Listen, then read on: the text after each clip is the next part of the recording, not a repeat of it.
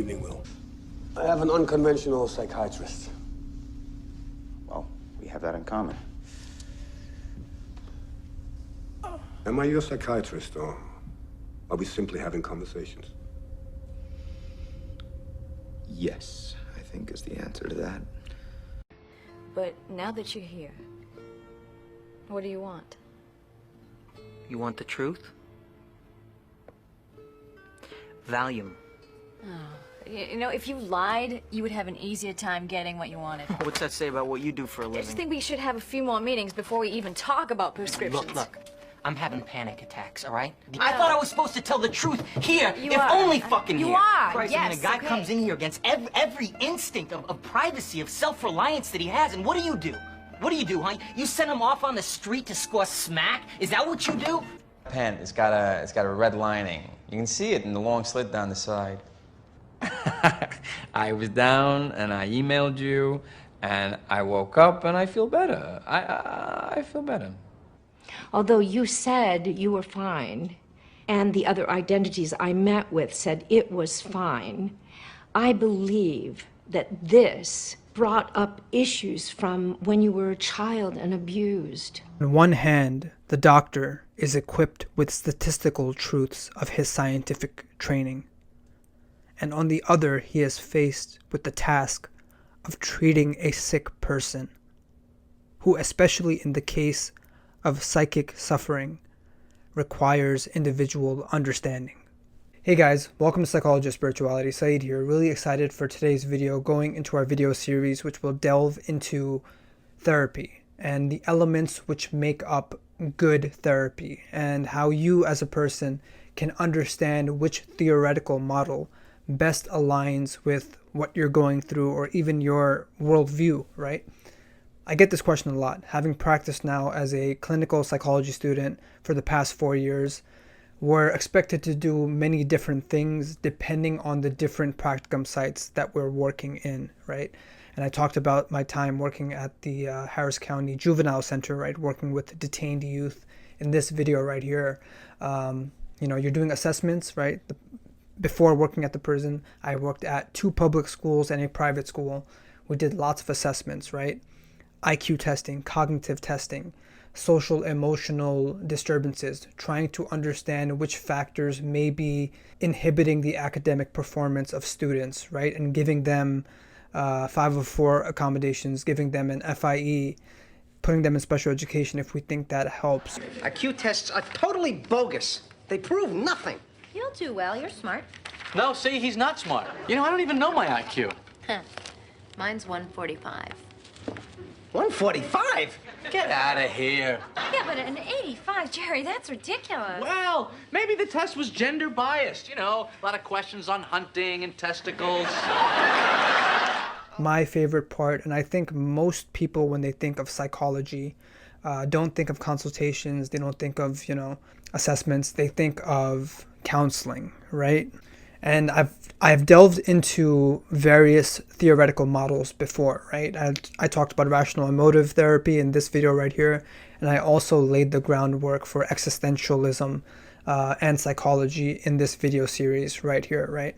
As well as some assessment stuff, right? I talked about religious spiritual assessments in this video, and I also talked about personality assessments in this video, right? The initial part of doing any sort of good therapy comes from doing good assessment, right? This is really important because, as it's found in lots of data, many psychiatrists, many psychologists, many mental health professionals make very subjective evaluations looking at the symptomology of their patient in like a 30-minute, 1-hour deduction, and they give them a diagnosis, right? That's not good assessment, right? What you want to do for good assessment is do a multi-modal assessment, right? Multi-level assessment even, right? You're collecting data from a number of different sources, right? From the individual, from their loved one, from their parent, from their sibling, from their significant other, right? You're looking at prior history also, right? You're looking, trying to understand whether these symptoms manifest across enough environments and across enough time to constitute a diagnosis. All of that comes from assessment, right? Coming from the training that I do, that informs lots of the therapy that I do also. And for the people watching this, right, if you're trying to understand what good therapy is, you should always, always, always ask the therapist, ask the mental health professional who you're going to, okay, I have this diagnosis. Maybe you're not even sure which diagnosis you have, right? You want to make sure that they're doing the required task, the required effort of understanding what your diagnosis is, or even just understanding the symptoms, right? Lots of the diagnostic information is really just a language for mental health professionals to better understand the nature of these symptoms, right? In my opinion, lots of these labels shouldn't even be told to the public, because it's like you're not going there to understand whether you have acute panic disorder, dysphoria. Like, you're going there because you need help for some issue that's inhibiting your life, right? But that's a whole nother conversation. So almost 10 years ago, when I found out for myself that I wanted to pursue a degree in psychology, I examined what it is that I knew about psychology at that point, and most of it came from movies and films, right? If you follow this channel, lots of the stuff that I do is on looking at the integration of psychology through science, right? So in this video series, we're going to bring in scientific journals to establish what makes for good therapy and zero in on those integral components, specifically the Therapeutic Alliance, right? But we're also going to bring in film, movie clips, art, music, a number of different things. My understanding from Dr. Cusimano, your family physician, is that you collapsed, possibly a panic attack. You were unable to breathe. They said it was a panic attack. Of course, all the blood work and the neurological work came back negative. And they sent me here. You don't agree that you had a panic attack? How are you feeling now? Good. Fine. Back at work. Look, it's impossible for me to talk to a psychiatrist. Any thoughts at all on why you blacked out? I don't know. Stress, maybe. What is therapy, right? What are you trying to do, right? This alchemical, spiritual, psychic interaction that's happening, right? Where you walk in and there's an expectation bias often, right? The person needs help. They're expecting help from a professional, right? We call this the white lab coat effect. But it's also different in my case, right? Because I work with adolescents, right? I work with children. Often children and adolescents are not volunteering themselves, right? In their minds, they don't have an issue, right? It's the adults which constitute their waking worlds, which believe that they have an issue, and therefore they are volunteered not on their behalfs, right? Which makes for a lot more challenging but fun, constructive aspects of therapy, right? You're trying to build a relationship with the youth, because it's also taking in components of mentorship, even some of that Freudian transference language, right? Lots of the young people that I work with may not have positive role models in their life, so you're trying to act as an exemplar, right? You're trying to manifest these ideals, nobility, honor, virtue, positive masculinity, even if you want to talk about all the young males that I work with in the prison system, which goes to another aspect of therapy, which is often missed, right? We talked a little bit about the metaphysical part, but the moral part of therapy is often missed also. So we're going to zero in on this term, which emerges repeatedly in many of the studies trying to better understand which ingredients in therapy, in an intervention, make for the best treatment, and that's Therapeutic Alliance, right? So I'm going to talk a little bit about the research behind that and also the personal aspects, because as I've talked about, right, the metaphysical aspect of psychology, we're not working with the test tubes or chemical compounds as scientists, practitioners, but we're working with human beings, right? So I'm going to link right here to learn more about the Boulder training model, right? This is the backdrop for every credited psychological training program. As such, and as evident by the nature of this channel, there is some mystery as to what makes for good therapy. As is portrayed in films, media, movies, like in The Sopranos, for example. I'm rewatching The Sopranos, one of the greatest TV shows of all times, and it comes up repeatedly with Tony Soprano going to Dr. Melfi, right? The truth is, This therapy is a jerk-off. You know it, and I know it. I actually don't know it, but please continue.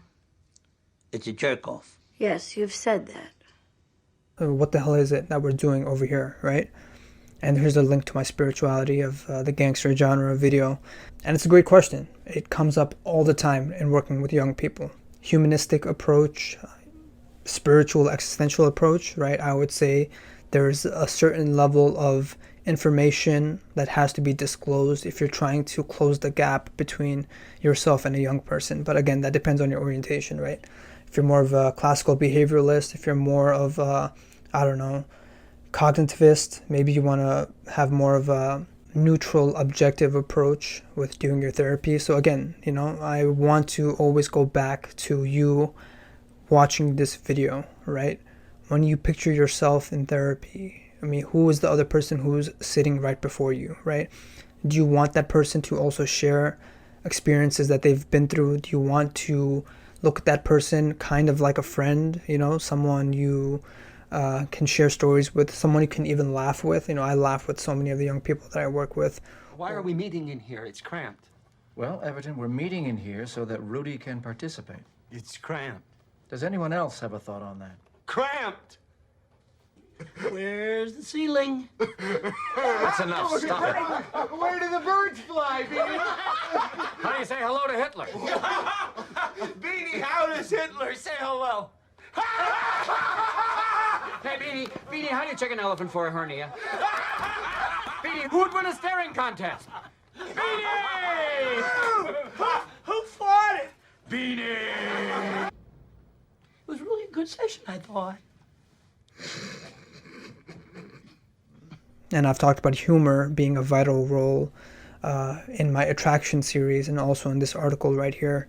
But again, you know, it's the X factor. It's the human variable, which is unquantifiable. And I'm not saying that I'm the most humorous person in the world, right? But it's an element of my personality, my clinical tool belt, apart from the, you know, skills and knowledge that I've inherited from being in a PhD program, right? That can only teach you so much, right? There's a whole world, 95% of the experiences that I've not gained from sitting in a classroom, looking at a chalkboard or looking at a virtual screen, right?